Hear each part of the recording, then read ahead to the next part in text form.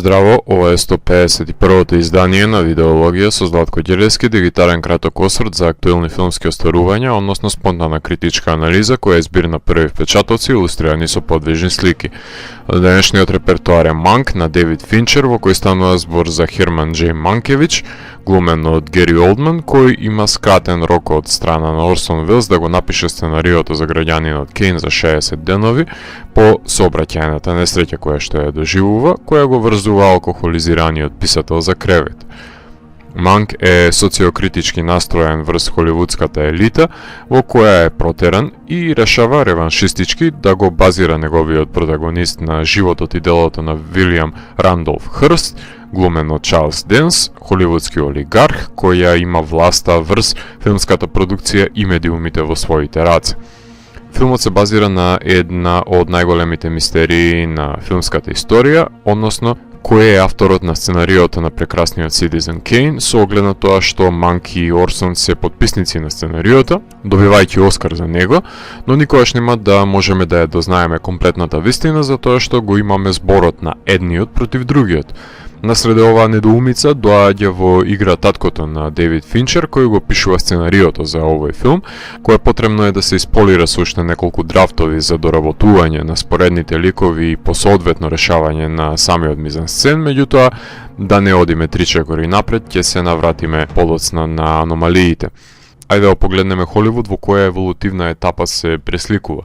Завршена е Првата светска војна, во полнек е големата депресија, настанува промена од немите филмови во звучните филмови, што значи дека е потребно најмување на писателите за да ги потхранат актерите и актерките со впечатливи реплики. Големите магнати владеат со студијата во кој е распнат и самиот Манк, кој се наоѓа во незавидна позиција за тоа што последува идеали, меѓутоа му пречи начинот на кој се раководи со филмската индустрија, конкретно ситуацијата во која се прават лажни пропагандни филмови за да се оцрни еден од политичките опоненти, повторувајќи ја лагата многу пати, која со таа тавтологија станува реалност, постапка која и ден денес се користи како екземплар за уништување на политичките конкуренти, со цел да се задржи власта во своји раце по цена на вистината која се манипулира од страна на медиумите.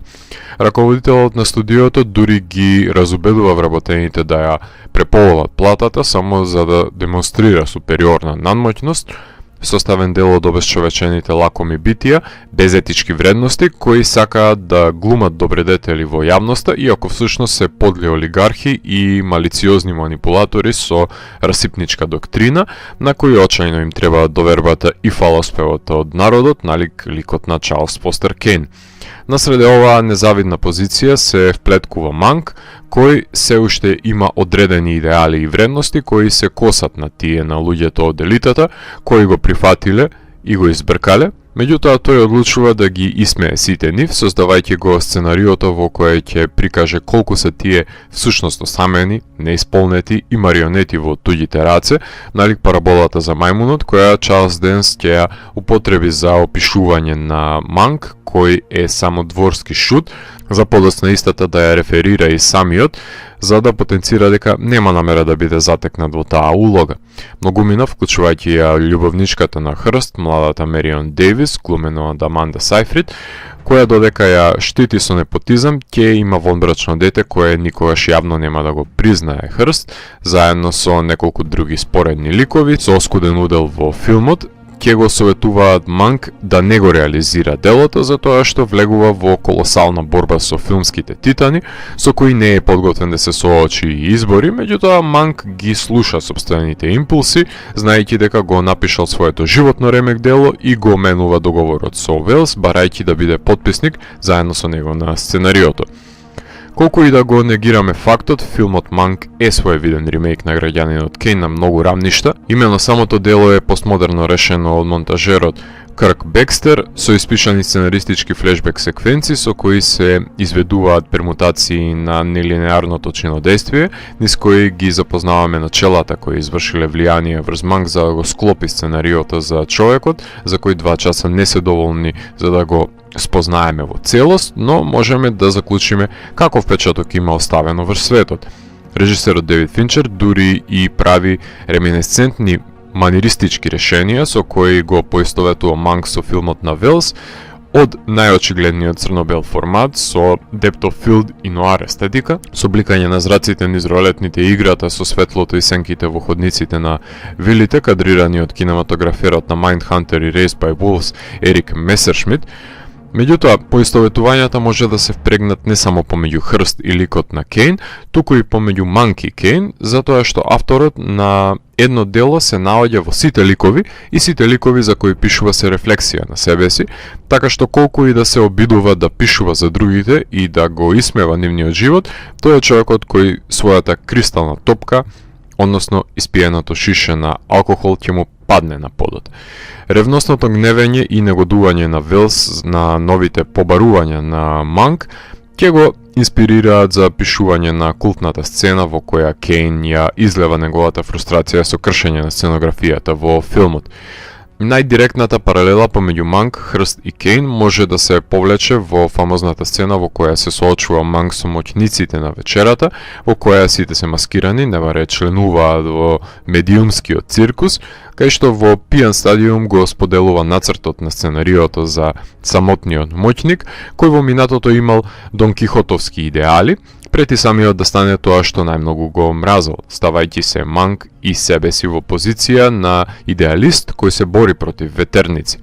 Ликот на Орсон Велс се појавува во неколку кратки сцени на филмот, откако ќе дознаеме дека не успева да ја адаптира Heart of Darkness, за подоцна Копола од неја да го сними одличниот Apocalypse Now. Дейвид Финчер е препознаен не само по снимањето на одличните филмски остварувања како Seven, The Game, Fight Club, Panic Room, Zodiac, The Social Network, Gone Girl и многу други филмови како The Girl with the Dragon Tattoo, чие што студенило и клиничка стерилност во прецизноста на кадрите е воочлива, со оглед на тоа што важи за еден од режисерите кои снимаат најмногу дублови на сцени, додека не го добијат саканиот дострел, својствена за пристапот на можеби неискусен режисер кој не знае што сака, меѓутоа во изведбата на Финчер таа се претвора во излишно измачување на актерите само за тоа што има можност да снима дигитално. Ова слепо и исцрпувачко трагање по квази-перфекционизмот создава своевидна инертност и резигнираност со која се отуѓуваат гледачите, кои во Манк имаат можност да се поистоветат само со главниот лик, колку и да е фаличен, и воспротивно нема да може да воспостават емотивна корелација со творбата, што ќе оттргне многу гледачи од неа.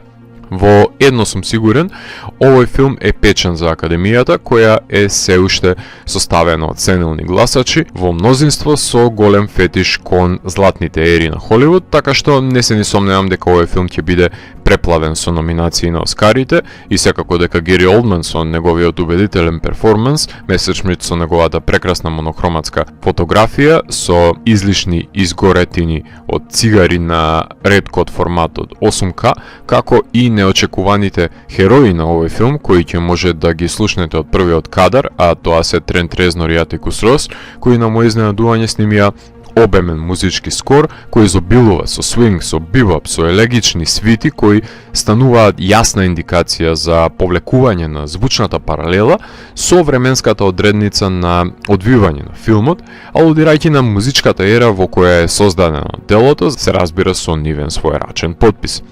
Единствената пречка која треба да ја занемари Академијата е неоправданиот анимозитет кој го има со стриминг гигантот Netflix, кој го продуцираше овој филм, кој ако го занемари, многу лесно може овој филм да стане овогодинешниот Рома. Проблемите на филмот се должат на непоседувањето на впечатлива сцена, која ќе се памети во ова дело, со исклучок на излевањето на вечерата, оставајќи го впечатокот дека е убаво декорирана творба, која е трула во својата срцевина, со недоволно време потрошено на ликовите кои ги исмејува Манк, меѓутоа во присуство сме на одличното прикажување на фаличниот лик, кој одбива да биде дворскиот шут на Холивуд, станувајќи токму тоа. Секако дека овој лик е недораснат во споредба со Кейн и останатите ликови кои ги има создадено Финчер, па затоа не знам колку мина ќе бидат восхитени од изведбата на Олдман, отколку од оживеаниот лик. Филмот е затрупан од флешбек секвенции кои го одразуваат подлото управување со Холивуд и неговиот студиски систем, но дискутабилно е колку придонесуваат во надоградувањето на квалитетите на делото. Документарниот филм The Battle over Citizen Kane од 1996 година ја разработи проблематиката околу авторството на сценариото на Citizen Kane. Манк е биографски филм за сценаристот кој преку моќта на пишаниот збор решава да ја обелодени хипокризијата на Холивуд, создавајќи филм за еден хегемон кој самотно владее во неговото кралство,